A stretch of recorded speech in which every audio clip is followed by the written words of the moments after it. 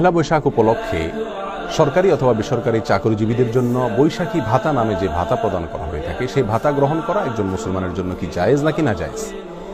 এই প্রশ্নের উত্তর জানার আগে একটি কমন কথা আমরা জেনে রাখি, আর তা হলো পহেলা বৈশাখ উপলক্ষে প্রচলিত মঙ্গল শোভাযাত্রা থেকে নিয়ে যত প্রকার সংস্কৃতি আছে, এসব সংস্কৃতিগুলো মূলত একটি বিশেষ ধর্মের মানুষের ধর্মীয় কৃষ্টি, কালচার এবং সংস্কৃতি অথবা তার সাথে সাদৃশ্যপূর্ণ বিষয়।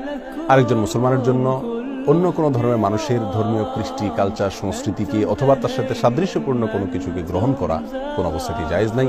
রাসূল করিম সাল্লাল্লাহু আলাইহি ওয়াসাল্লাম পরিষ্কারভাবে জানিয়েছেন, মান তাশাব্বাহা বিকওমিন ফাহুয়া মিনহুম। আর এটাকে একজন বিবেকবান মানুষ বাঙালি সংস্কৃতি হিসাবে প্রতিষ্ঠা করার অপচেষ্টাও করা অনুচিত। কারণ ২-৩ যুগ আগেও এ সকল মঙ্গল শোভাযাত্রা অথবা সংশ্লিষ্ট পহেলা বৈশাখের প্রচলিত সংস্কৃতিগুলোর কোনোটির অস্তিত্ব এদেশে ছিল না। অতএব এটাকে বাঙালির ঐতিহ্যবাহী সংস্কৃতি অথবা সার্বজনীন সংস্কৃতি হিসাবে প্রতিষ্ঠা করার অপচেষ্টা, এটা কোনোভাবেই গ্রহণযোগ্য নয়, এটি ভুল।